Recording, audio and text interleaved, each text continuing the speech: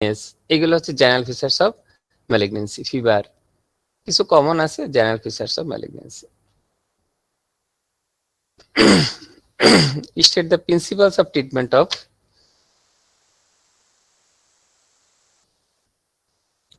Treatment কি nephroblastoma treatment. আমরা জানতে চাই যে ট্রিটমেন্টটা কি বলো, ঠিক আছে? নেফ্রোব্লাস্টোমা হোক, রেনাল সেল কার্সিনোমা হোক, তো নেফ্রোব্লাস্টোমা ট্রিটমেন্ট হচ্ছে কি নেফ্রেক্টমি, একদম straight forward surgery. Number 1 surgery, number 2 surgery, number 3 surgery, force. কারণ renal tumour usually chemo and radio resistant, অতএব until it removed symptoms and metastasis to the various organs and kill the patient. তো treatment হলো surgery, ঠিক আছে? এখানে chemo বা radio থেরাপির কোনো সুযোগ খুব একটা নেই। What is hypernephroma? এটা হাইপারনেফ্রোমা কেন বলা হয়? Which age it is usually presents?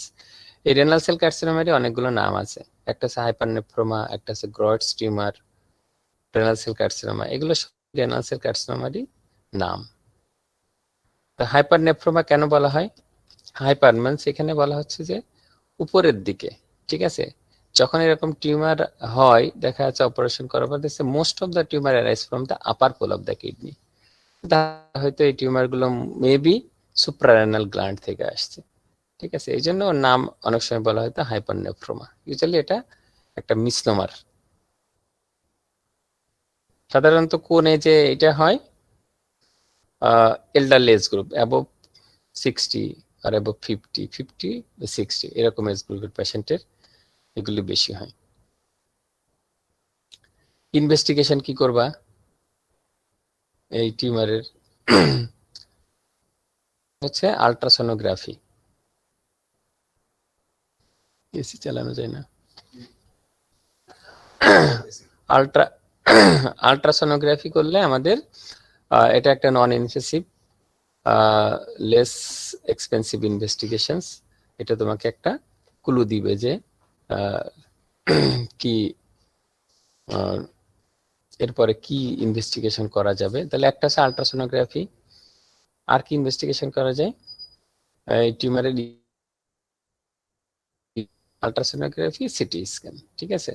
আর অন্যান্য ইনভেস্টিগেশন করা যায় for assessment of the patient, complete blood count, blood sugar, serum creatinine, এগুলো for assessment of the patient as the patient needs surgery, ঠিক আছে? তাহলে মেইনলি হচ্ছে আল্ট্রাসোনোগ্রাফি অ্যান্ড সিটি স্ক্যান, এই দুটো ইনভেস্টিগেশন করতে হবে। তবে কন্ট্রাস্ট ইনভেস্টিগেশন একটা অবশ্যই করা উচিত, কারণ to see the functions of the opposite kidney. তোমাকে যদি জিজ্ঞেস করা হয় যে একটা নেফ্রেক্টমি করবা, একটা কিডনি কেটে ফেলে দিবা, তুমি কোন জিনিসটাকে দেখতেই হবে বা প্রায়োরিটি দিতে হবে সেটা একটু বলো।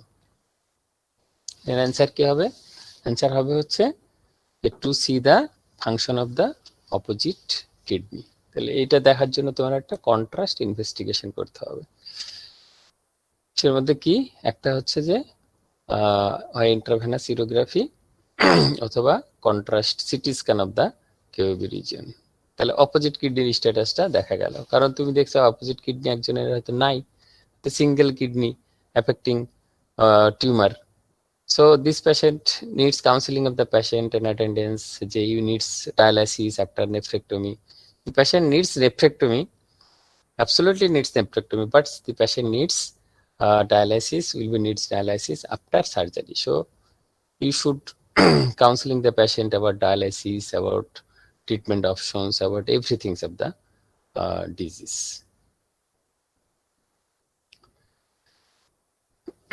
নেক্সট কোয়েশ্চেন আছে এখানে, হোয়াট ইজ হেমাচুরিয়া? হেমাচুরিয়া কাকে বলে? খুব সিম্পল একটা কোয়েশ্চেন, অধিকাংশই তোমরা পারো, কিন্তু কিছু কিছু স্টুডেন্ট দেখা যাচ্ছে যে এটা কেউ হয়তো জিজ্ঞেস করলে বলবে কি যে blood in the urine. Blood in the urine তো হেমাচুরিয়া হবে না, কারণ ইউরিনের মধ্যে তুমি একটু ব্লাড ঢেলে দিলে তো হেমাচুরিয়া হবে না। আর কেউ আবার বলে যে আরবিসি ইন দ্য ইউরিন, এটা হবে না। হেমাচুরিয়া মানে একটা প্রসেস, একটা যে পাসেজ, মানে তাহলে কিভাবে বলতে হবে definition? Passage of urine mixed with blood, তাহলে passage of urine mixed with blood, এই কথাটাই তোমাকে বলতে হবে। ডেফিনেশন একটাই, এই কথাই বলতে হবে যে ইউরিনটা পাস করছে ব্লাডের সাথে মিশে। কারণ ইউরিনের মধ্যে ব্লাড বা ইউরিনের মধ্যে আরবিসি, এটা তো একটা হেমাচুরিয়া হলো না। তুমি একটা পাত্রে ইউরিন আছে, একটা পাত্রে ব্লাড আছে, তুমি ইউরিনের মধ্যে ব্লাডটা ঢেলে দিলে হেমাচুরিয়া হবে? হবে না। তাহলে passage of urine mixed with RBC. দেখো এইগুলো খুব গ্রস কোশ্চেন, খুবই গ্রস কোশ্চেন। এইসব কোশ্চেনের অ্যান্সার যদি তোমাদের ভুল হয় তাহলে নেক্সট কোশ্চেনে যাওয়ার ইচ্ছাই থাকে না আমাদের, বুঝতে পারছো? এই জন্য এই কোশ্চেন গুলা খুব ভালো করে মাথায় ঢুকিয়ে নিবে যে এইভাবে অ্যান্সার গুলি করতে হবে। What are the causes of frank haematuria? আচ্ছা, হেমাচুরিয়া টাইপ যদি বলা হয় যে জাস্ট ক্লাসিফাই হেমাচুরিয়া, তাহলে বিভিন্ন ভাবে করা যায় না। একটা হচ্ছে অ্যাকর্ডিং টু ইটিওলজি, একটা আছে according to time of micturition. Time of micturition মানে একটা হচ্ছে যে ইনিশিয়াল হেমাচুরিয়া, যে প্রসাব করার আগে তার রক্ত যাচ্ছে, তারপরে আর কোনো রক্ত যাচ্ছে না, হেমাচুরিয়া নাই, ইনিশিয়াল। আর একটা হচ্ছে total, whole of the urine, throughout the passage of urine the urine is red, এটা হচ্ছে যে টোটাল হেমাচুরিয়া। আর একটা হচ্ছে টার্মিনাল, যার after finishing of the micturition patient passes few drops of blood, তাহলে দিস ইজ টার্মিনাল হেমাচুরিয়া। আচ্ছা, what are the causes of frank haematuria? মানে patient দেখছে, ফ্রাঙ্ক মানে একদম ফ্রাঙ্ক, চোখে দেখা যাচ্ছে, ম্যাক্রোস্কোপিক হেমাচুরিয়া, প্রফিউজ হেমাচুরিয়া, এটাকে বলা হচ্ছে ফ্রাঙ্ক হেমাচুরিয়া। তো what are the causes of frank haematuria? তোমার যদি বলা হয় যে একটা ফ্রাঙ্ক হেমাচুরিয়ার কয়েকটা কারণ বলো, ঠিক আছে, তুমি বিভিন্ন ভাবে শুরু করতে পারো। আমরা যেটা পছন্দ করি কি কি ভাবে বলতে হয়, কারণ একটা আছে যে congenital, traumatic, inflammatory, neoplastic, miscellaneous. Congenital কি কারণে হেমাচুরি হয়? পলিসিস্টিক কিডনি ডিজিজ, একটা মনে রাখো তাতেই হবে। Traumatic, trauma to the kidney, ঠিক আছে, এটা হয় ব্লান্ট ট্রমা আর পেনিট্রেটিং ট্রমা। ইনফ্লামেটরি, যেমন পাইলোনেফ্রাইটিস, সিস্টাইটিস, যে কোনো ইনফ্লামেটরি কন্ডিশনে হেমাচুরিয়া হইতে পারে। তারপর congenital, traumatic, inflammatory, neoplastic. Neoplasia তো কিডনি থেকে হইতে পারে, renal cell carcinoma, transitional cell carcinoma হইতে পারে, ব্লাডার টিউমার হইতে পারে, ব্লাডার টিউবারকুলোসিস। ইনফ্লামেটরির মধ্যে আবার টিউবারকুলোসিস একটা কন্ডিশন, এটা বলতে হবে, ঠিক আছে। আর মিসেলেনিয়াসের মধ্যে stone disease from kidney, ureter, bladder. Frank হেমাচুরিয়ার কজ যদি বলতে বলা হয় তাহলে ওইভাবে বলবা যে kidney, renal tumour, either transitional cell carcinoma, renal cell carcinoma আর ব্লাডার টিউমার। এইগুলোতেই সাধারণত ফ্রাঙ্ক। আরেকটা কারণ আছে টিউমারের মধ্যে, বিনাইন আর ম্যালিগনেন্সি। বিনাইনের মধ্যে যেমন বিনাইন এনলার্জমেন্ট অফ প্রোস্টেট, এখানেও কিন্তু ফ্রাঙ্ক আর প্রফিউজ হেমাচুরিয়া হইতে পারে। তাহলে কয়েকটা জিনিস, হ্যাঁ বলো।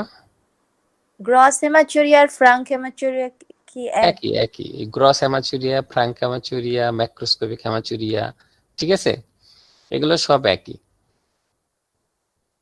যদি বলা হয় যে গ্রস হেমাচুরিয়া বা ফ্রাঙ্ক হেমাচুরিয়া কয়েকটা কারণ বলো, তাহলে প্রথম যে কাজটা শুনতে চাই সেটা হচ্ছে ব্লাডার নিওপ্লাজম, ব্লাডার নিওপ্লাজম আর renal tumour, benign enlargement of prostate. এই কয়েকটার কারণে ফ্রাঙ্ক বা গ্রস বা ম্যাক্রোস্কোপিক হেমাচুরিয়া হয়, ঠিক আছে। এগুলোর আসলে কোনো অ্যাবসোলিউট ডিমার্কেশন নাই, সব একই রকম। যে প্রফিউজ বা ফ্রাঙ্ক বা ম্যাক্রোস্কোপিক, তুমি মাইল্ড, মডারেট, সিভিয়ার বলতে পারো। যেটা সিভিয়ার সেটাকে বলতে পারো ফ্রাঙ্ক বা গ্রস হেমাচুরিয়া। মানে পেশেন্ট এসে বলে যে আমার প্রচুর রক্ত যাচ্ছে, এগুলোকে বলা হচ্ছে ফ্রাঙ্ক হেমাচুরিয়া, ঠিক আছে। স্যার নমস্কার স্যার। স্যার নমস্কার। কজগুলো স্যার আর একবার একটু স্যার বলেন স্যার, লিখতে পারিনি স্যার। একটা হচ্ছে যে কনজেনিটাল কজ, প্রথমে এভাবে ভাগ করো, ঠিক আছে। Kidney, cause from the kidney, তাহলে কিডনির কনজেনিটাল কজ কি? Polycystic kidney disease. জি স্যার। আচ্ছা, তারপরে আছে কিডনি নিয়েই থাকো। প্রথমে কিডনির congenital traumatic renal tumour, inflammatory pyelonephritis, renal tuberculosis. তারপর নিওপ্লাস্টিক, কিডনিতে সাধারণত বেনাইন টিউমার হয় না, ম্যালিগন্যান্ট টিউমার, এটা হচ্ছে renal cell carcinoma, transitional cell carcinoma. ঠিক আছে, আর মিসসেলেনিয়াসের মধ্যে স্টোন ডিজিজ। ক্লিয়ার? কিডনি। জি স্যার। তারপর ইউরেটারে আসো। ইউরেটারে হচ্ছে তোমার মেইনলি স্টোন ডিজিজ, আর হচ্ছে যে ইউরেটারি নিওপ্লাজম হতে পারে, ট্রানজিশনাল সেল কার্সিনোমা। এরপরে চলে আসো ইউরিনারি ব্লাডার। ব্লাডারের মধ্যে কনজেনিটাল কজ নাই, ট্রমাটিক হতে পারে, trauma to the bladder, inflammatory cystitis হতে পারে। নিওপ্লাস্টিকের মধ্যে transitional cell carcinoma, transitional cell carcinoma. ঠিক আছে, জি স্যার। এরপর আর ব্লাডারে আরেকটা কি হতে পারে, স্টোন ডিজিজ। ঠিক আছে, জি স্যার। প্রোস্টেটে আসো। প্রোস্টেটে হচ্ছে যে benign enlargement prostate and carcinoma prostate, আর ইনফ্ল্যামেটরি প্রোস্টেটাইটিস হতে পারে। স্যার প্রোস্টেট কি স্যার? বিপি স্যার আর কার্সিনোমা প্রোস্টেট। আচ্ছা, কার্সিনোমা প্রোস্টেট। হুম, জি স্যার, ঠিক আছে। ঠিক আছে। ঠিক আছে স্যার। স্যার ওই যে ইসে স্যার কিডনিতে স্যার টিউমারের ভিতর কোনটা কোনটা বলছেন sir? Renal cell carcinoma, transitional cell carcinoma. জি স্যার, ঠিক আছে স্যার, ঠিক আছে স্যার। ঠিক আছে। জি স্যার। আচ্ছা, তাহলে এগুলা হেমাচুরিয়ার কজ। এখন এখানে আরেকটা কোশ্চেন আসে যে how to differentiate between haematuria and periurethral bleeding. Periurethral bleeding মানে only bleeding, no urine, just bleeding come from below the external urethral sphincter. ঠিক আছে, তার মানে any urethral injury patient presents with periurethral bleeding, not haematuria. ঠিক আছে, এখানে haematuria বলা যাবে না, এটা হচ্ছে পারইউরেথ্রাল ব্লিডিং। যেমন ইউরেথ্রাল ট্রমা, যেমন falling stride over a manhole. ঠিক আছে, তাহলে সেখানে বালবার ইউরেথ্রাল ইনজুরি হলে পারইউরেথ্রাল ব্লিডিং, এন্ড এটা তোমরা সবাই জানো, retention of urine, periurethral bleeding and perineal haematoma, এটা নিয়ে প্রেজেন্ট করে। তাহলে এটা গেলে হচ্ছে যে একটু লাইনে থাকো, আমি একটু কথা বলি। আসসালামু আলাইকুম সালাম ভাই। হ্যাঁ বুঝলাম, হ্যাঁ বলেন। হ্যাঁ আমি আছি, বলো। স্যারকে কোশ্চেন না করলে কেউ অডিও অন করো না প্লিজ, শোনা যায় না। হ্যাঁ হ্যাঁ, আচ্ছা আচ্ছা, হ্যাঁ হ্যাঁ, আচ্ছা আচ্ছা আচ্ছা আচ্ছা আচ্ছা আচ্ছা আচ্ছা, হ্যাঁ হ্যাঁ,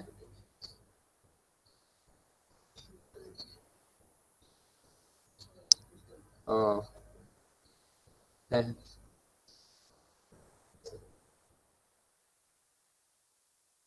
না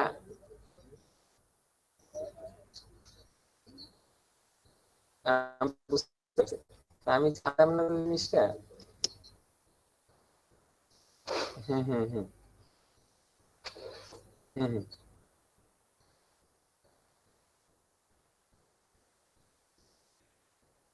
আচ্ছা আচ্ছা,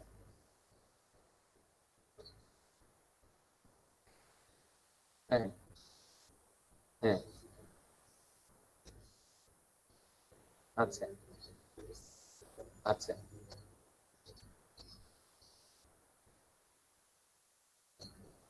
আচ্ছা, ঠিক আছে, হ্যাঁ হ্যাঁ, আচ্ছা আমি আমি বলে দিব। ঠিক আছে, হুম হুম হুম হুম হুম হুম, আচ্ছা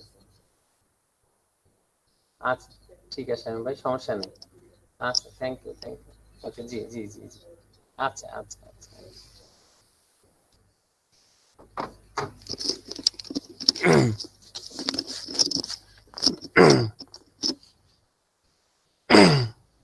তাহলে আমরা বলছিলাম যে পারইউরেথ্রাল ব্লিডিং, এটা মেইন কারণ হচ্ছে যে ট্রমা। একটা হচ্ছে যে road traffic accident with falling straight over the manhole, অথবা আরেকটা কারণে হয় সেটা হচ্ছে ক্যাথেটার ইনডিউসড অর ইনস্ট্রুমেন্টেশন। অনেক সময় সিস্টোস্কোপি করলে পারে ইউরেথ্রাল ইনজুরি হতে পারে। ক্যাথেটার যদি প্রপার প্রসিডিউর ফলো না করা হয় ইউরেথ্রাল ইনজুরি হতে পারে। সেই ক্ষেত্রে এই যে সিমটম গুলো periurethral bleeding, acute detention urine, perineal haematoma, triad of symptoms খুব ইম্পর্টেন্ট, ভেরি ভেরি ইম্পর্টেন্ট। এবং এই পেশেন্টের urethral catheterization is contraindications. So I request everybody, don't tell urethral catheterization in any urethral injury patient. Remember you, don't tell any catheter is a contraindication in parenthal urethral injury.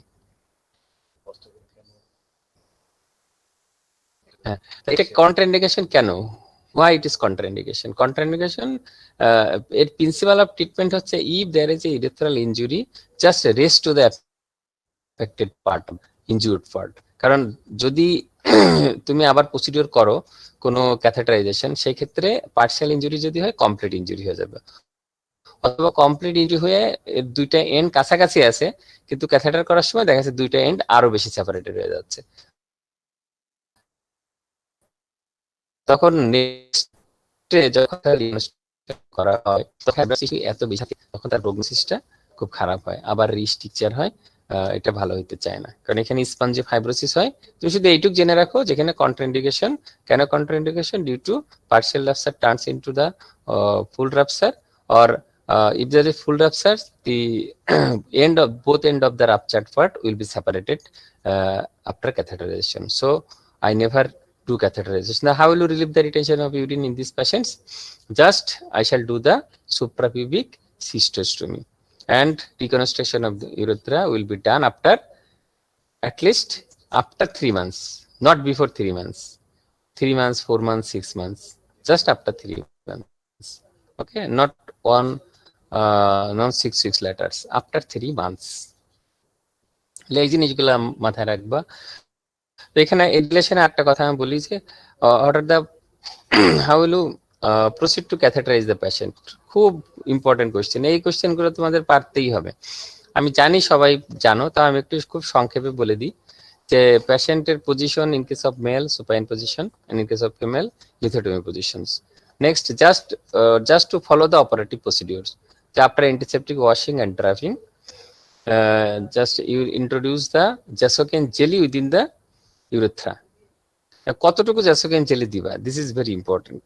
তোমরা অনেকে বলো যে just tip of the ক্যাথেটারে আমরা Jasoken jelly দিয়ে দিব। তো এটা তোমরা দেখছো গাইনিতে দেখা আছে যে ক্যাথেটার করার সময় ক্যাথেটার টিপে একটু Jasoken jelly নিয়ে ক্যাথেটার করে দিচ্ছে। This is not an ideal procedure. Ideal procedure, just you must introduce the Jasoken jelly within the urethra, no need to lubricate the catheter. As we introduce the Jasoken jelly within the urethra as much as possible in case of male, at least this one tube is made for one patient. So just you introduce whole of the Jasoken jelly and massage the urethra and to posterior urethra, and wait for 5 to 10 minutes. Why 5 to 10 minutes? To anesthetize the urethra, and also it acts as a lubricant function. So when you after anesthetize the external urethral sphincter, then you introduce the catheter with all aseptic precautions gently. And if you follow this procedure, 99% sure you will success your procedure. So দেখা যাচ্ছে অনেক সময় যে একটা acute ডিটেনশনের patient আসলো, বিশেষ করে male patient BP, তুমি অল্প একটু জেলি দিছো, এই পেশেন্ট যখনই ক্যাথেটারের টিপ ওই এক্সটার্নাল ইউরেথ্রাল স্ফিংক্টারে টাচ করবে তখন মাসল কি করে, তখন contraction, sudden contraction of the external urethral sphincter, and you force the catheter towards the bladder and then injure the urethra. So this is a dangerous and grave complications of a patient. Patient will suffer two diseases. One is benign aneurysm prostate, and you injure the urethra, and ultimately patient suffer from the stricture urethra. So never force the catheter within the urethra. Very gently, and after introduction of the Jasogen jelly, you must wait for 5 to 10 minutes. R aseptic প্রিকশনের জন্য যা যা দরকার সেগুলি সব বলতে হবে, gloves পরবা, ঠিক আছে, অ্যাসিস্ট্যান্ট থাকবে কিনা, এই সব জিনিসগুলা তোমার বলতে হবে। তাহলে এটা ক্যাথেটারের পজিশন। আরেকটা কোশ্চেন এখানে চলে আসে যে how will you relieve the retention of clot retention of the urine, how will you treat the clot retention of urine. একটা patient transurethral resection of prostate হয়েছে অথবা ওপেন প্রোস্টেটেক্টমি হয়েছে, তার ক্যাথেটার করা আছে, কিন্তু ক্যাথেটার করা থাকলেও পেশেন্টের ইরিগেশন চলছে। তোমরা জানো যে টিওআরপি তে বা প্রোস্টেটেক্টমিতে আমাদের হলো ট্রাই চ্যানেল ক্যাথেটার করা থাকে। ট্রাই চ্যানেল ক্যাথেটারের একটা দিয়ে ইরিগেশন চলে। ইরিগেশন হচ্ছে নর্মাল স্যালাইন দিয়ে ইরিগেশন দেওয়া হয়। ইরিগেশন দেওয়ার উদ্দেশ্য কি? To prevent the clotting of the.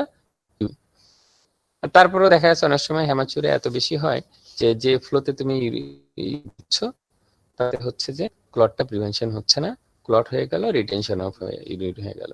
ধরো পেশেন্ট আছে পোস্ট অপারেটিভে, তোমাকে তুমি ডিউটিতে আসো, সিস্টার ডাকলো যে একটু আসেন, পেশেন্টটার তো খুব সমস্যা হচ্ছে, সে খুব ব্যথা পাচ্ছে, ঠিক আছে, তুমি অ্যাটেন্ড করলে, অ্যাটেন্ড করার পরে পেশেন্টের গায়ে হাত দিলে না, কোনো কিছু না, না দিয়েই তুমি বলে যে একটা পেথিডিন দিয়ে দেন। পেথিডিন দিয়ে দিলে কি এর ব্যথা কমবে? কমবে না তো।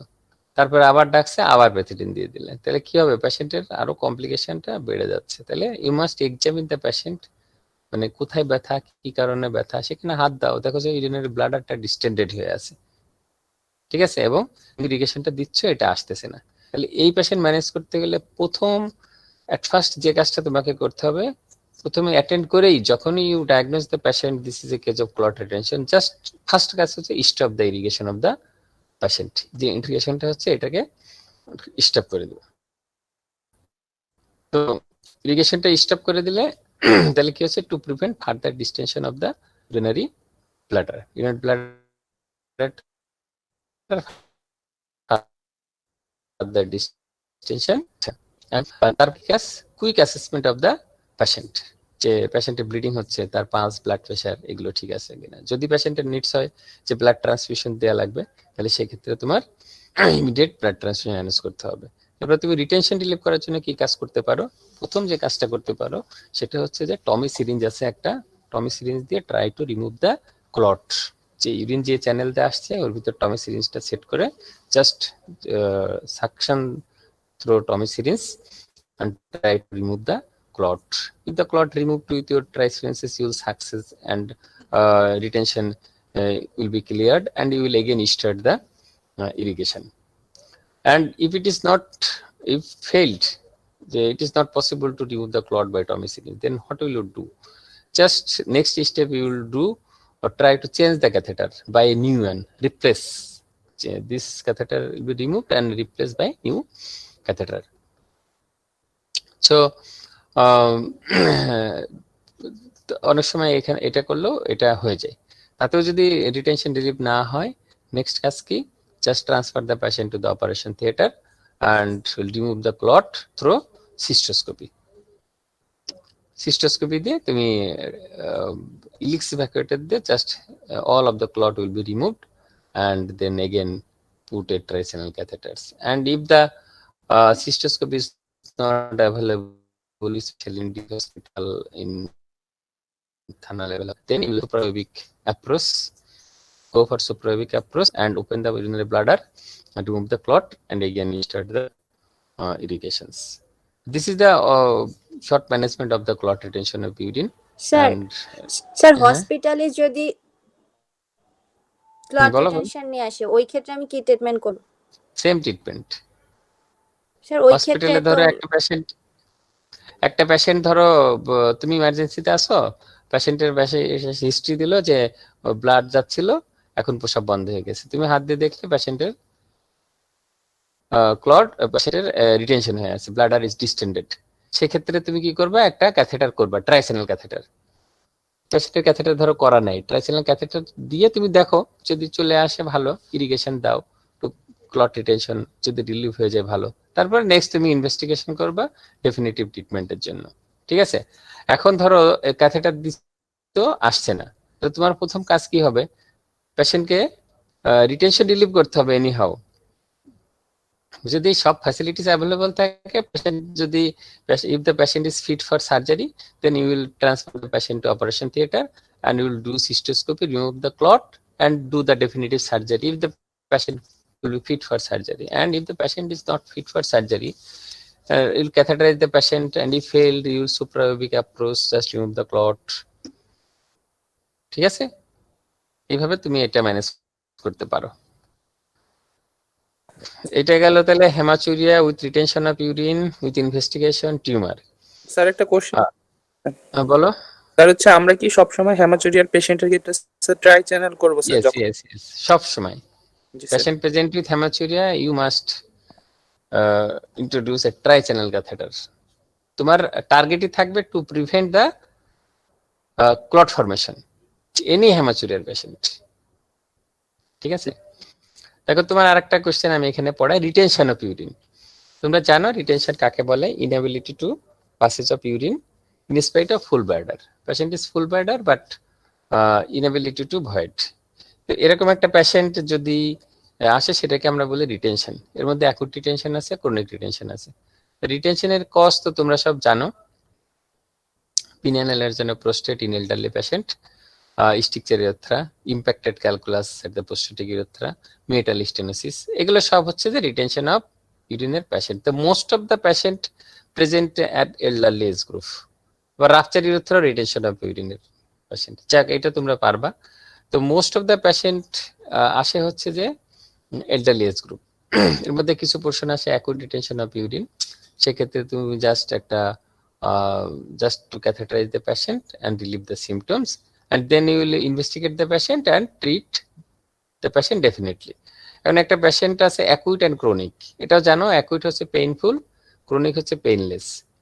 তো অ্যাকুইট হলো সাডেন অনসেট, ক্রনিক হচ্ছে ইনসিডিয়াস অনসেট। অ্যাকুইটের পেশেন্ট হচ্ছে complete suppression of the cessation of micturition, complete one drop of ইউরিনে আসবে না। কিন্তু ক্রনিক হচ্ছে যে কমপ্লিট সাপ্রেশন হয় না, মিক্সচুরেশন কিছু না কিছু হয়, যার কারণে পেশেন্টটা পেইনলেস থাকে, অল্প অল্প করে পেশেন্টটার আসে। তো এই chronic retention of the patient অনেকদিন থাকে, পেশেন্ট নেগলেক্ট করে, কি হবে আলটিমেটলি হাইড্রোরেটার হয়, হাইড্রোনেফ্রোসিস হয়। তো এরকম একটা পেশেন্ট যখন আসে, ধরো পেশেন্ট তুমি হাত দিয়ে দেখলে যে পেশেন্ট একটু ইউরোমিক সিমটমস আছে, ইভেন হাত দিয়ে দেখলে ব্লাডার ফুল, ঠিক আছে, অনেক দিনের হিস্ট্রি, এই সময় আমরা বলি যে একটা ট্রাই চ্যানেল ক্যাথেটার দিতে। কারণ এই পেশেন্টের ক্যাথেটার করার পরে যখনই তার এই প্রেশারটা রিলিভ করা হয়, তখনই দেখা যাচ্ছে তার হেমাচুরিয়া শুরু হয়ে যায়। এটাকে বলে টি কম্প্রেশন হেমাচুরিয়া। এখানেও আমরা বলি ট্রাই চ্যানেল ক্যাথেটার দিতে। যদি পেশেন্ট হেমাচুরিয়া শুরু হয়ে যায়, তাহলে পেশেন্টের জন্য ইরিগেশন দেওয়া যায়, এই জন্য ট্রাই চ্যানেল ক্যাথেটার দেওয়া হচ্ছে। ঠিক আছে, তো এরকম একটা পেশেন্ট আমরা করি অনেক সময়, যে patient with 60 years of age group, one patient present with acute retention of urine and one patient present with chronic retention of urine. So which patient needs admission in hospital? তাহলে এটা এখন বুঝতে পারছো যে chronic retention of urine এর পেশেন্টের আমরা হসপিটালে অ্যাডমিশন দিব ডিউ টু দুইটা কারণ, একটা হচ্ছে হেমাচুরিয়া হতে পারে আর একটা ডাইরোসিস হতে পারে, ইলেকট্রোলাইট ইমব্যালেন্স হতে পারে। এইভাবে তোমরা প্রিপারেশনটা নিবে। How to manage such a patient in the ward, what is chronic retention of urine? হ্যাঁ স্যার, একটা আরটি এর পেশেন্ট যার হচ্ছে পেলভিক রিজনে পেইন আর ব্লাড প্রেশার লো, স্যার এই ক্ষেত্রে তার কোন স্ট্রাকচার হচ্ছে ইনজুরড আর তার ইমার্জেন্সি কি ম্যানেজমেন্ট করব, এটা কোশ্চেন। আচ্ছা, একটা কোশ্চেন হচ্ছে যে পেলভিক রিজিয়নে পেইন, আরটি এর পেশেন্ট, আরটি এর পেশেন্ট পেলভিক রিজনে পেইন। আচ্ছা, তার মানে তার ট্রমাটা হচ্ছে পেলভিক রিজিয়নে, জি স্যার। ঠিক তো? তাহলে তার হচ্ছে যে পেশেন্টের কি কি অর্গান ইনজুরি হতে পারে, মানে how will you proceed to manage the patient, তাই তো? জি স্যার। এখন তুমি চিন্তা করো যে একটা পেলভিক অর্গান কি কি আছে, পেলভিক অর্গানের মধ্যে কি কি আছে? ইউরিনারি ব্লাডার আছে, রেকটাম আছে, তাই না? দুটো তো কমন। আর কিছু ফিমেল ইউটেরাস আছে, ওভারি আছে, ঠিক আছে? এখন যদি এরকম পেলভিক রিজিয়নে কোনো ট্রমা হয়, সাথে যদি পেলভিক ফ্র্যাকচার থাকে, তাহলে কি কি অর্গান ইনজুরি হওয়ার পসিবিলিটি থাকে সেটা আমাদের মাথায় থাকতে হবে। একটা হচ্ছে রেকটাম ইনজুরি হতে পারে, ব্লাডার ইনজুরি হতে পারে, ঠিক আছে। আর মেইনলি তুমি দেখো যে ইউটেরাস ইনজুরি হইলে এত বেশি ইমার্জেন্সি কিছু হবে না, কিন্তু রেকটাম বা ব্লাডার এটা যদি ইনজুরি হয় তাহলে সেই ক্ষেত্রে ইউরিন তো কন্টিনিউয়াস প্রোডাকশন হচ্ছে, তাই না? এটা একটা তোমার এক্সটার্নাল ওপেনিং দিয়ে বের করে দিতে হবে, না হলে টিস্যুর মধ্যে জমা হবে। আবার রেকটামও সেম জিনিস, তুমি যদি এই রেকটাম ইনজুরি হয়, এটা যদি তুমি কোনো কোলোস্টমি বা কিছু না করো, তাহলে সেই ফিকাল ম্যাটারটা টিস্যুর মধ্যে আস্তে আস্তে আস্তে জমা হবে। তাহলে patient will suffer the infection with septicaemia and followed by death. তাহলে তোমার পেলভিক ইনজুরি যদি থাকে, তোমার সব ওইগুলো তো খেয়াল করতে হবে যে মেইনলি হচ্ছে যে bladder, prostatic part of urethra and rectum, এখানে ইনজুরি হয়েছে কিনা। ধরো একটা পেলভিক রিজিয়নের পেশেন্ট আসলো তোমার কাছে, সকালে ইনজুরি হয়েছে, বিকালে আসছে তোমার কাছে, পেশেন্টের কোনো ইউরিন পাস করেনি, তুমি হাত দিয়ে দেখলে যে তার ব্লাডারও ফুল না, ঠিক আছে, তুমি কি সাসপেক্ট করবা যে ইউরিন প্রোডাকশন হয়নি? হয়েছে, কিন্তু মোস্ট লাইকলি তোমাকে ধারণা করতে হবে এটা bladder injury with extravasation of the urine, ঠিক আছে। আমার পেশেন্টের ফ্ল্যাটাস পাস করে নাই, তুমি ডিআরই করে দেখলে যে তোমার ফিঙ্গার টিপে ব্লাড অথবা একটা ইনজুরি হয়েছে, তুমি ডিটেক্ট করলে, ঠিক আছে, তাহলে সেক্ষেত্রে তোমাকে পেশেন্টের সার্জারিতে যেতে হবে, ডাইভারশন করতে হবে, faecal diversion and urinary bladder diversion to save the patient, ঠিক আছে। তোমার এই জিনিসটা মাথায় রেখে তোমাকে পেশেন্টের ম্যানেজ করতে হবে। আর যে পেলভিক ফ্র্যাকচার যদি হয়, সেই পেলভিক ফ্র্যাকচারের যে ট্রিটমেন্ট ইউজুয়ালি কনজারভেটিভ, ঠিক আছে, যদি অনেক সময় ফিক্সেশন দরকার হয় তাহলে সেক্ষেত্রে ফিক্সেশন করতে হবে, ঠিক আছে। Orthopaedic surgeon will do the fixation. Clear? জি স্যার। স্যার অ্যাকিউট রিটেনশনের ক্ষেত্রে যেরকম যে আসলে রিয়ারশনস দিয়ে রানিং টেপ ওয়াটার দিয়ে তাকে মানে ইয়ে করতে হয়, মানে মিক্সচুয়েট করানোর চেষ্টা করতে হয়। ক্রনিকের ক্ষেত্রে যদি ম্যানেজমেন্ট জিজ্ঞেস করে কি বলবো না স্যার? না, অ্যাকুট রিটেনশনের ক্ষেত্রেও তোমার তুমি যেটা বললো যে if the patient present with acute retention of urine, যে পেশেন্টকে প্রাইভেসি মেনটেন করে তাকে ওই কুসুম গরম পানিতে হট কম্প্রেশনটা, এইসব পেশেন্টের ক্ষেত্রে এই পেশেন্টের ক্ষেত্রে না। তুমি যে ম্যানেজমেন্টটা বলছো এটা হচ্ছে post operative retention of urine. Patient will had no symptoms before operation, any retention of urine, any difficulties of urine, সেই সব পোস্ট অপারেটিভ পেশেন্টের যদি রিটেনশন হয়, সেই ক্ষেত্রে তুমি এই ম্যানেজগুলো করবা, যে জাস্ট এইসব রিটেনশনের মেইন কারণ হচ্ছে যে পেইন, একটা অ্যানালজেসিক দিবা, প্রাইভেসি এনশিওর করবা, ট্যাপ ছেড়ে দিয়ে একটু ওই সাউন্ডে অনেক সময় রিফ্লেক্স চলে আসে করবা। কিন্তু একটা পেশেন্ট অ্যাকুট রিটেনশন নিয়ে আসছে ইমার্জেন্সিতে, এই পেশেন্টের কোনো ডিজিজের কারণে রিটেনশন নিয়ে আসছে, অতএব এই ক্ষেত্রে তুমি try to catheterise the patient if indicated. ধর রাপচার ইউরেথ্রা হলে তো ক্যাথেটার করবা না, রিটেনশন বুঝা গেছে? তুমি কিন্তু সব অ্যাকুট রিটেনশন অফ ইউরিনের পেশেন্টেই কিন্তু এই যে এই ধরনের ম্যানেজমেন্ট তুমি দিবা না, এটা হচ্ছে পোস্ট অপারেটিভ রিটেনশন অফ ইউরিনের ক্ষেত্রে এই ম্যানেজমেন্টটা দিবা। ক্লিয়ার? জি স্যার, তাহলে শুধু অ্যাকিউট বা ক্রনিক যাই বলুক, মানে মেইন ট্রিটমেন্ট হচ্ছে ক্যাথেটার স্যার, তাই তো? হ্যাঁ, main treatment catheterisation if indicated. Contraindication কিন্তু যদি ধরো রাপচার ইউরেথ্রা বা স্টিকচার ইউরেথ্রা, সেক্ষেত্রে কিন্তু ক্যাথেটার করা যাবে না, সেক্ষেত্রে সুপ্রাপুবিক সিস্টোস্টমি করতে হবে, ঠিক আছে? জি স্যার। বুঝা গেছে? তাহলে সব পেশেন্টের ক্ষেত্রে কিন্তু এটা করবা না। হ্যাঁ,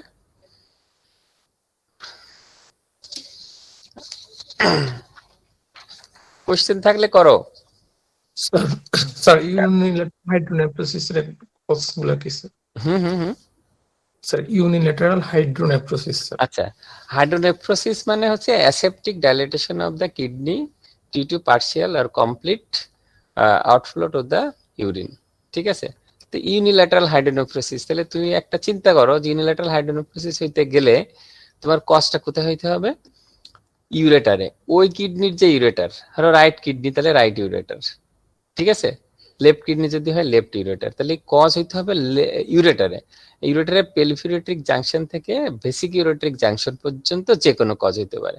একটা হতে পারে পেলভিউরেট্রিক জাংশন অবস্ট্রাকশন, এর মাঝে কোনো স্টোন হইতে পারে, ইউরেট্রিক স্টোন, আবার ইউরেটারিক কোনো টিউমার, অথবা বেসিক ইউরেট্রিক জাংশন অবস্ট্রাকশনও হইতে পারে। এটা হচ্ছে ইউনিল্যাটারাল হাইড্রোনেফ্রোসিসের কজ, ঠিক আছে। এখন ধরো কোশ্চেন আসে, আসতে পারে না? হ্যাঁ, ব্লাডার কজ কি আসতে পারে স্যার? ব্লাডার কজে সাধারণত, ইউরিনারি ব্লাডারের কজে সাধারণত কোনো হাইড্রোনেফ্রোসিস হবে না। কারণ ইউরিনারি ব্লাডারের কি কজে হাইড্রোনেফ্রোসিস হবে বলো? যদি কার্সিনোমা থাকে স্যার। হ্যাঁ, কার্সিনোমা ইউরিনারি ব্লাডার যদি হয়, যদিও ইউরেটারটাই হয়, হ্যাঁ সেক্ষেত্রে হতে পারে হাইড্রোনেফ্রোসিস। ঠিক আছে, আর কোনো? কারণ ব্লাডারে যদি কোনো স্টোন থাকে বা ব্লাডারের টিউমার ইনফ্রাল্যাটারালে থাকলে হবে না। যদি ভিউ যেতে অবস্ট্রাকশন করে সেক্ষেত্রে ইউনিল্যাটারাল হাইড্রোনেফ্রোসিস হতে পারে। এখানে আরেকটা কোশ্চেন পোস্ট গ্রাজুয়েশনে জিজ্ঞেস করে যে patient present with benign enlargement prostate, retention of urine with unilateral hydronephrosis, এক পাশে হাইড্রোনেফ্রোসিস আর এক পাশে হয়নি। এখানে এক্সপ্লেনেশন কি? এখানে এক্সপ্লেনেশন হচ্ছে যে ভেসিকুলেটিক জাংশনে যে ভালভটা থাকে, যে সাইডে হাইড্রোনেফ্রোসিস হয়েছে ওই ভালভটা ইনকম্পিটেন্ট হয়ে আছে, যার কারণে ওই পাশে হাইড্রোনেফ্রোসিস হয়েছে, অপোজিটটাই হয়নি। এখানে ফ্লাপ ভালভ থাকে, ব্লাডারের প্রেসার বাড়লেও কিন্তু ভালভ ইউজুয়ালি ওপেন হয় না। ঠিক আছে, কিন্তু ওই যে পাশের ভালভটা ফ্লাপ ভালভ ছিল এটা ইনকম্পিটেন্ট থাকার কারণে ওই পাশের ইউনিল্যাটারাল হাইড্রোনেফ্রোসিস হয়ে আছে। ঠিক আছে, এটা ইউনিল্যাটারাল হাইড্রোনেফ্রোসিস। আর বাইল্যাটারাল হাইড্রোনেফ্রোসিস হচ্ছে কারণ কি? ইনফ্রাভেসিক্যাল কজ মেইনলি, তাই না? যে একটা হচ্ছে যে benign enlargement of prostate with retention of urine, stricture urethra, meatal stenosis. ঠিক আছে, এই সবগুলো হচ্ছে তোমার বাইল্যাটারাল হাইড্রোনেফ্রোসিসের কারণ। আবার যদি বাইল্যাটারাল ইউরেট্রিক স্টোন হয়, বাইল্যাটারাল পিউজি অবস্ট্রাকশন হইতে পারে। অনেক পেশেন্ট আমরা পাই বাইল্যাটারাল পিউজি অবস্ট্রাকশন, সেক্ষেত্রে হইতে পারে। ঠিক আছে, তো এইগুলো সব এইভাবে চিন্তা করবা। ঠিক আছে, যেখানে দুইটা অর্গান আছে এইভাবে চিন্তাগুলি মাথার মধ্যে থাকতে হবে। ঠিক আছে, আর কোনো কোশ্চেন থাকলে? বাইলেটারাল তাইলে স্যার হলো বিনার এনলার্জমেন্ট অফ প্রোস্টেট, আর হলো ইউটেরিক স্টেন, আর হলো স্যার হলো মাইটাল স্টেনোসিস স্যার। বাইল্যাটারালের মেইন কারণ হচ্ছে যে বিনাইন এলার্জেন অফ প্রোস্টেট, জি স্যার। Stricture urethra, meatal stenosis. জি স্যার। ঠিক আছে, আর কি হইতে পারে? Bilateral pelviureteric junction obstruction, bilateral ureteric stone. জি ঠিক স্যার। আছে, এগুলো। হ্যাঁ স্যার ইউনিল্যাটারাল কজগুলো স্যার আরেকবার একটু sir. pelviureteric junction obstruction, vesiculotic junction obstruction, এটা congenital pelviureteric junction obstruction, congenital vesiculotic junction obstruction, ureteric stone, আর ওই যে আরেকটা এটা বললো যে bladder tumour invading the ureteric orifice. জি স্যার। ঠিক আছে, ঠিক আছে স্যার। ক্লিয়ার? স্যার আচ্ছা, আর কারো কোশ্চেন থাকলে বলো, কারণ এত কোশ্চেন তোমাদের সব পড়ানো সম্ভব না। তোমরা পড়ছো, তোমাদের যদি কোনো কোয়ারি থাকে সেগুলো বলো, সেটা সবচেয়ে ভালো হবে। স্যার হচ্ছে হাইড্রোনেফ্রোসিস, বলো, একজন বলো। স্যার হচ্ছে হাইড্রোনেফ্রোসিস আর স্যার পাইলোনেফ্রোটিস নেফ্রাইটিস স্যার, এটা কি স্যার আমরা স্যার ক্লিনিক্যালি ডিফারেন্সিয়েট করব কিভাবে স্যার? আমরা যে রেনাল অ্যাঙ্গেল করে স্যার টেন্ডার পাবো নন টেন্ডার পাবো এভাবে স্যার? একটা জিনিস চিন্তা করো, হাইড্রোনেফ্রোসিস আর পাইলোনেফ্রাইটিস এর মধ্যে মেইন ডিফারেন্সিয়েশন কোটা? হাইড্রোনেফ্রোসিস এ aseptic dilatation of the kidney, অর্থাৎ patient has no pain, no symptom. Aseptic মানে কোনো ইনফেকশন নাই। আর পাইলোনেফ্রাইটিস হলো infection of the pelvis and pelvicalyceal system. তাহলে পাইলোনেফ্রাইটিসে তো সবসময় পেইন থাকবে, কিন্তু হাইড্রোনেফ্রোসিসে পেইন থাকবে না। কিন্তু হাইড্রোনেফ্রোসিস যখন ইনফেক্টেড হয়ে যাবে সেই ক্ষেত্রে পেইন থাকে, সেটা কিন্তু আর হাইড্রোনেফ্রোসিস থাকলো না, তখন সেটা হয়ে যায় পায়োনেফ্রোসিস। তাহলে হাইড্রোনেফ্রোসিস কিন্তু clear, this is the aseptic, no infection no pain. ঠিক আছে, কিন্তু পাইলোনেফ্রাইটিসে ইনফেকশন থাকে, অথবা পেশেন্টের পেইন থাকবে, রেনাল অ্যাঙ্গেল টেন্ডারনেস তুমি পাবা। ইভেন পেশেন্টের মুভমেন্টের সাথে পেইন বাড়ে কমে, এটা কি হাইড্রোনেফ্রোসিস? মুভমেন্টের সাথে পেইন বাড়ে যদি কোনো স্টোন ডিজিজ থাকে, ঠিক আছে, যেমন ইউরেট্রিক কোলিক, তখন মুভমেন্টের সাথে তার পেইন বাড়ে, কারণ তখন এত সিভিয়ার ডাইলেটেশন হয়, এত পেইন হয়, একটু নাড়াচাড়া করলেই পেশেন্টের সিভিয়ার পেইন হয়ে যায়। এটা কোনো হাইড্রোনেফ্রোসিস যদি থাকে, সাধারণত হাইড্রোনেফ্রোসিস ইউজুয়ালি পেইনলেস। হাইড্রোনেফ্রোসিস একটা কন্ডিশন, ঠিক আছে? ধরো একটা পেশেন্টের স্মল একটা রেনাল স্টোন আছে, এই স্টোনটা সাডেনলি পাস করলো ইউরেটারের মধ্যে, তাহলে পেশেন্ট প্রেজেন্ট উইথ ইউরেট্রিক কোলিক। এই পেশেন্ট যদি একটু মুভ করে তাহলে সিভিয়ার পেইন হয়, পেইনটা এক্সাজারেটেড হয়, ঠিক আছে? জি স্যার। স্যার মানে মুভমেন্ট বললে তখন স্টোনে যাব। হ্যাঁ, স্টোনের মুভমেন্টে কথা পেইন চিন্তা হলে সাধারণত স্টোন, হ্যাঁ, অন্য কিছু না, ঠিক স্যার আছে? স্টোনটা কোন জায়গায়, এইটা কি স্যার হিস্ট্রি দ্বারা অবশ্যই বোঝা যায়। করতে পারবো? আপার ইউরেটার যেমন রেনাল স্টোন, এটা সাধারণত ডাল ফিক্সড পেইন হয়। আপার ইউরেটিক স্টোনের যে রেডিয়েশনটা হয় এটা লয়েন টু গ্রোইন, আর মিড ইউরেটার যদি হয় সেটা রেডিয়েশন হয় to the right iliac fossa. আর লোয়ার ইউরেট্রিক স্টোন যদি হয় সেই patient present with lower urinary tract symptoms, ঠিক আছে? হ্যাঁ, ফ্রিকোয়েন্সি, আর্জেন্সি, নকচুরিয়া, এইগুলা, ঠিক আছে?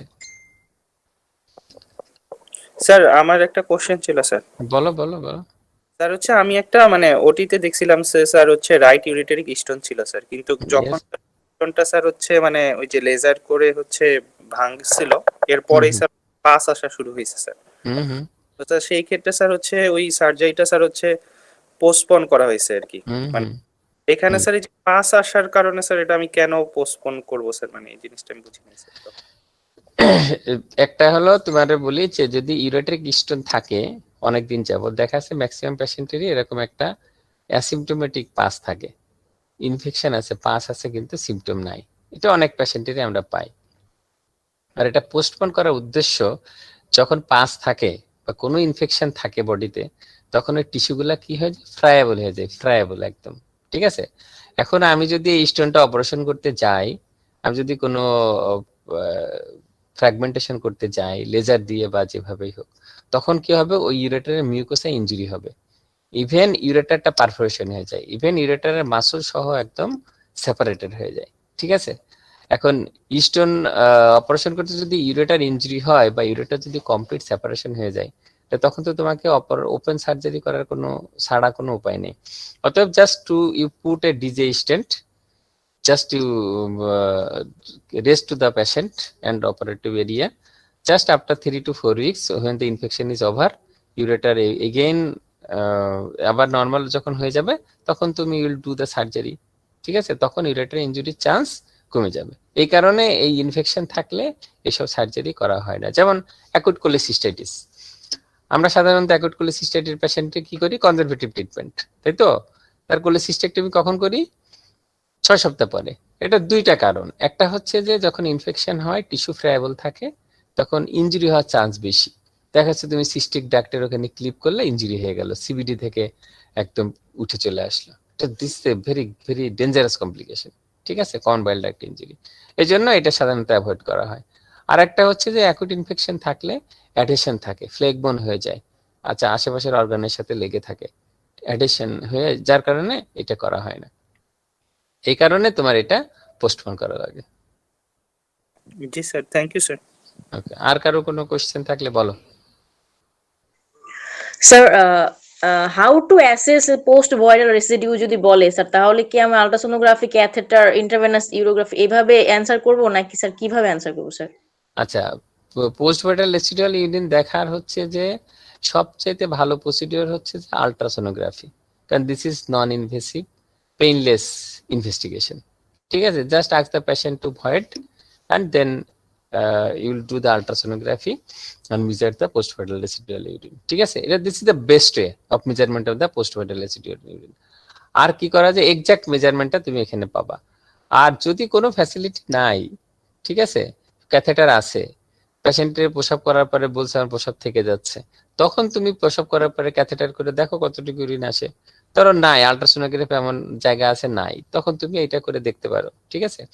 আর ইন্ট্রাভেনাস ইউরোগ্রাফিতে যে পোস্ট ভাইটাল রেসিডুয়াল দেখা হয়, হ্যাঁ দেখা হয়, সেটাতে তুমি এক্সাক্ট মেজারমেন্ট পাওয়া যাবে না, কিন্তু তুমি দেখতে পারবা তার পোস্ট ভাইটাল রেসিডুয়াল ইউরিন আছে, ওটাও একটা মেজারমেন্ট করা যায় যে তার পোস্ট ভাইটাল রেসিডুয়াল আছে, মাইল্ড, মডারেট, সিভিয়ার কতটুকু আছে এটা একটা অনুমান করা যায়, ঠিক আছে? এইভাবে তুমি অ্যানসার গুলো দিবা। জি স্যার, থ্যাংক ইউ স্যার। আর স্যার যদি আমাকে বলে যে স্যার প্রোস্টাটেক্টমি টাইপসটা স্যার, তাহলে স্যার এটা কিভাবে বলবো স্যার, প্রোস্টাটেক্টমি টাইপস? একটা হচ্ছে এন্ডোস্কোপিক আর একটা হচ্ছে যে ওপেন, ঠিক আছে। এন্ডোস্কোপিক্যালি হচ্ছে ট্রান্সইউরেথ্রাল ডিসেকশন অফ প্রোস্টেট, আর ওপেন যদি করা হয় একটা হচ্ছে রেক্টোপিবিক বা Millin's prostatectomy, transvesical and perineal prostatectomy. Okay sir, thank you sir. এই চারটা প্রসিডিউর। এক নম্বরে বলবা যে endoscopic procedure, transurethral dissection of prostate, ঠিক আছে। বলো আর কোনো কোশ্চেন? আমাদের আরো 5-6 মিনিট আছে। স্যার একটা ইউরেটারি স্টোন স্যার, এটা কি আমরা স্যার এক্সট্রা করে আপার মিডল লোয়ার এটা বুঝতে পারবো স্যার? অবশ্যই। শুধু মনে রাখবা যে স্যাক্রোআইলিয়াক জয়েন্টের উপরে যদি স্টোন থাকে, জাস্ট ওভার দা স্যাক্রোআইলিয়াক জয়েন্ট, ঠিক আছে, তো বোঝা যাবে স্যাক্রোআইলিয়াক জয়েন্ট। এটা হচ্ছে মিড ইউরেটারি স্টোন, এটা this is the mid ureter. হ্যাঁ, এর উপরে থাকলে আপার, নিচে থাকলে লোয়ার, ঠিক আছে, একদম স্ট্রেট ফরওয়ার্ড। এক্সট্রাতে দেখবা যে স্যাক্রোআইলিয়াক জয়েন্ট, তার উপরে থাকলে আপার, নিচে থাকলে লোয়ার, আর ওভার দ্য স্যাক্রোআইলিয়াক জয়েন্ট যদি থাকে সেটা হচ্ছে যে মিড ইউরেটার, ঠিক আছে। সিম্পটমও বোঝা যাবে। বলো। প্রোস্টেটেক্টমিতে ট্রান্সইউরেথ্রাল, রেট্রোপিউবিক আর হচ্ছে ট্রান্সভেসিকুলার, আরেকটা কি বলছেন স্যার? চারটা প্রসিডিউর। Perineal, perineal. এর মধ্যে স্যার ট্রান্সইউরেথ্রালটা শুধু মানে এন্ডোস্কোপিক, আর বাকিগুলো স্যার ওপেন, তাই তো? হ্যাঁ হ্যাঁ, ঠিক আছে। সেটা বেস্ট প্রসিডিউর হচ্ছে ট্রান্সইউরেথ্রাল ডিসেকশন অফ প্রোস্টেট। এখন আর সব ওপেন টোপেন করা হয় না, ঠিক আছে। নেফ্রোলিথোটমির কমপ্লিকেশন একটু বলেন স্যার। হ্যাঁ হ্যাঁ, নেফ্রোলিথোটমি স্যার, এটার কমপ্লিকেশন গুলো কি হতে পারে? নেফ্রোলিথোটমি বুঝি নাই, কমপ্লিকেশন কি? কমপ্লিকেশন নেফ্রোলিথোটমি হচ্ছে যে আসলে এই কিডনি পাথর বের করার জন্য সবচেয়ে ওয়ার্স্ট প্রসিডিউর হচ্ছে নেফ্রোলিথোটমি, ঠিক আছে। সাধারণত আমরা সবসময় ট্রাই করি যে কিডনিতে যেন কোনোভাবেই আমরা ইনসিশন না দেওয়া লাগে, ঠিক আছে। আমরা পেলভিসে ইনসিশন দিব, পেলভিস এবং ক্যালিক্স দিয়ে আমরা স্টোন বের করবো, তাহলে পাইলোলিথোটমি। হ্যাঁ, নেফ্রোলিথোটমি সাধারণত আমরা করতে চাই না, বাট লার্জ স্টোন, স্টাগন ক্যালকুলাস, সেক্ষেত্রে পেলভিস দিয়ে আসবে না, সেক্ষেত্রে আমরা অ্যানাট্রোফিক নেফ্রোলিথোটমি করা হয়, ঠিক আছে। অথবা লোয়ার ক্যালিসিয়াল স্টোন আছে, পেলভিস দিয়ে আনা যাচ্ছে না, তখন নেফ্রোলিথোটমি করা যায়। নেফ্রোলিথোটমির সবচেয়ে বড় কমপ্লিকেশন হচ্ছে যে একটা হচ্ছে ব্লিডিং। আর যখনই তুমি কিডনিতে ইনসিশন দিবা, তখন এখানে যে নেফ্রন আছে, প্রচুর নেফ্রন ইনজুরি হয়, ঠিক আছে। এই জন্য সাধারণত নেফ্রোলিথোটমি অ্যাভয়েড করা। তাহলে এক নম্বর ব্লিডিং হইতে পারে, অনেক সময় ব্লিডিং বন্ধই হইতে চায় না, দেখা যাচ্ছে যে 2 দিন 3 দিন 4 দিন হয়ে আছে, বন্ধ হচ্ছে না, তখন আবার পেশেন্টের নেফ্রেক্টমি পর্যন্ত করা লাগে, ঠিক আছে। আর যদি নেফ্রোলিথোটমি করতেই হয়, তাহলে এটা হচ্ছে ইনসিশন দেওয়ার একটা নির্দিষ্ট জায়গা আছে, যে আউটার যে বর্ডার, এই আউটার বর্ডারের পোস্টিরিয়র সারফেসে 1.5 সেন্টিমিটার আপার বর্ডার থেকে পোস্টিরিয়র সারফেসের নিচের দিকে ইনসিশন দিতে হয়, কার্ভড ইনসিশন। কারণ ওই জায়গায় হলো দুইটা anterior and posterior renal artery division হয়ে ওই জায়গায় মিট করে, ওই জায়গায় ব্লিডিংটা কম হয়, এই জন্য ওই পার্টিকুলার ওই জায়গায় ইনসিশন দেওয়া হয়। স্যার যদি জিজ্ঞেস করে যে একটা চেস্ট ইনজুরি হইলে মানে কি কি ক্লিনিক্যাল কন্ডিশন ডেভেলপ করতে পারে, ওই ক্ষেত্রে কি ডেড ডোজনের 12টা কন্ডিশন বলতে হবে স্যার? কি কি ডেড? যদি জিজ্ঞেস করে যে একটা চেস্ট ইনজুরির জন্য কি কি ইনজুরি ডেভেলপ করতে পারে, ওই ক্ষেত্রে কি 12টা পয়েন্টই বলতে হবে স্যার? ডেড ডোজনের যে 12টা পয়েন্ট আছে। হ্যাঁ অবশ্যই, কি কমপ্লিকেশন হইতে পারে অবশ্যই বলতে হবে। চেস্ট ইনজুরিতে কি কি হইতে পারে, কি কি অর্গান আছে, কি ইনজুরি নিয়ে কি সিমটম প্রেজেন্ট করতে হবে, এগুলো সব বলতে হবে, ঠিক আছে। মেইন কমন হচ্ছে যে ইমার্জেন্সি গুলো আগে বলবা, নিউমোথোরাক্স, কার্ডিয়াক টেম্পোনেট, ঠিক আছে, এগুলো হচ্ছে মেইন কমপ্লিকেশন। টেনশন নিউমোথোরাক্স, হ্যাঁ, মিডিয়েশনাল ইনজুরি হইতে পারে। আর কারো কোনো question? Sir BP patient with hydronephrosis আর হচ্ছে অ্যাকিউট রিটেনশন অফ ইউরিন, এটা এই পেশেন্টটাকে ম্যানেজমেন্ট কিভাবে করব? শোনো, BP with hydronephrosis with acute retention কখনোই হবে না, ক্রনিক রিটেনশন, ক্রনিক রিটেনশন হবে, ঠিক আছে। কারণ যখন হাইড্রোনেফ্রোসিস হয়ে যায় সেই পেশেন্টের তখন আর অ্যাকিউট রিটেনশন থাকে না, সেটা হচ্ছে ক্রনিক রিটেনশন। এই পেশেন্টের সাধারণত আমরা বলি যে এই পেশেন্টের needs hospitalisation, because when you relieve the retention then patient will suffer two very important complications. একটা হচ্ছে নাম্বার 1 মেবি হেমাচুরিয়া, আর নাম্বার 2 হচ্ছে ডায়রোসিস। হেমাচুরিয়া যদি হইতে থাকে just you replace the blood, ঠিক আছে, তুমি ক্ল্যাম্প করে দিলে তো হবে না। হেমাচুরিয়া হোক just to replace the blood, তুমি ব্লাড ট্রান্সফিউশন দাও। আর একটা হচ্ছে ডায়রোসিস, তোমার প্রচুর পরিমাণে ইউরিন হচ্ছে, যখন তুমি রিলিজ করে দিছো তখন যে নেট ইফেক্টিভ ফিল্টারেশন প্রেসার যেটা ছিল, যেটাই হচ্ছিল এখন সেটাই আছে, যার কারণে প্রচুর ইউরিন প্রোডাকশন হচ্ছে এবং প্রচুর ইলেকট্রোলাইটস লস হচ্ছে। তাহলে ইলেকট্রোলাইটটা তোমাকে ম্যানেজ করতে হবে, ঠিক আছে, এটা ব্যালেন্স করতে হবে। ইলেকট্রোলাইট ইমব্যালেন্স যেটা হচ্ছে সেটাকে তোমার ম্যানেজ করতে হবে। এই জন্য এই পেশেন্টের দরকার হচ্ছে হসপিটালাইজেশন, কারণ পেশেন্টকে ক্যাথেটার করে দিলেই তো পেশেন্ট রিলিফ হয়ে গেল, বলো যে আমি থাকবো না হসপিটালে, বাসায় চলে যাব, ঠিক আছে। পেশেন্টের যদি এই ধরনের কমপ্লিকেশন অ্যারাইজ করে তাহলে তো patient will be die maybe, so you needs hospitalisation and treat the patient accordingly. Sir acute on chronic retention কোনটা বলবো? অ্যাকুইট অন ক্রনিক রিটেনশন বলে আসলে তেমন কিছু নাই। ক্রনিক রিটেনশন ছিল, এখন অ্যাকুইট রিটেনশন আসছে, এগুলো আসলে ওরকম কোনো কিছু না। অ্যাকুইট ক্রনিক এই দুইটার মধ্যেই থাকবা, ঠিক আছে। ক্রনিক রিটেনশন ছিল, এখন হঠাৎ করে বন্ধ হয়ে গেছে, এগুলো হইতে পারে না তা না, কিন্তু এগুলো ওইরকম কোনো টার্ম না যে তোমার অ্যাকুইট অন ক্রনিক রিটেনশন হবে, ঠিক আছে। শুধু অ্যাকুইট ক্রনিকের মধ্যে থাকলেই হবে। রিটেনশন অফ ইউরিনের ডেফিনেশনটা ভালো করে শিখবা, অ্যাকুইট ক্রনিক রিটেনশন কাকে বলে, ঠিক আছে, ডিফারেন্সিয়েশনটা শিখবা, কোন পেশেন্ট কিভাবে ম্যানেজ করতে হবে, এই জিনিসগুলো শিখবা, ঠিক আছে, এর মধ্যে থাকলেই হবে। স্যার একটা কোশ্চেন যে হুম। Changes occurring in sir BPS এর কারণে হচ্ছে কি কি অর্গানের?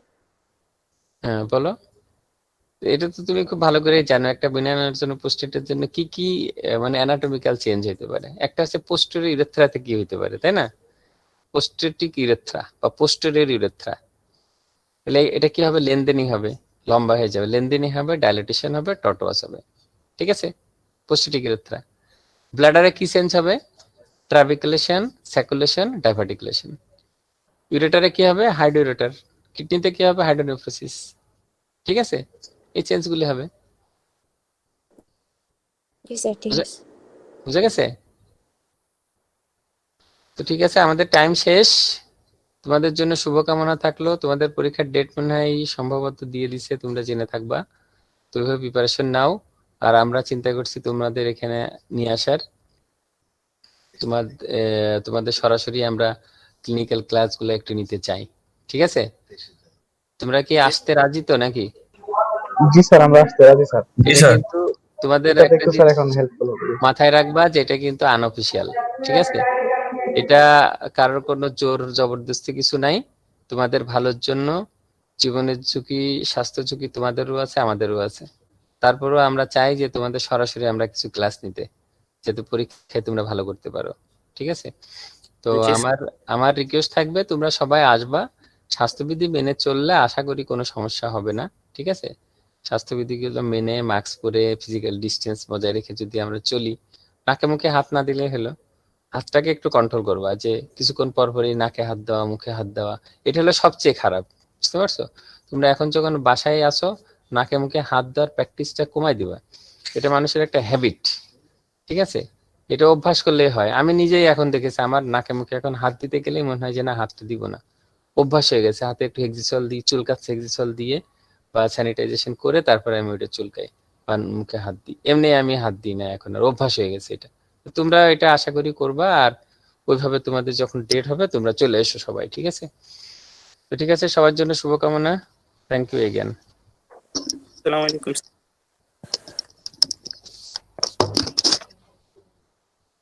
দিবেন না,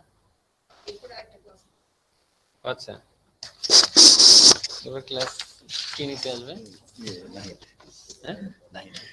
নাহিদ কি পড়াবে?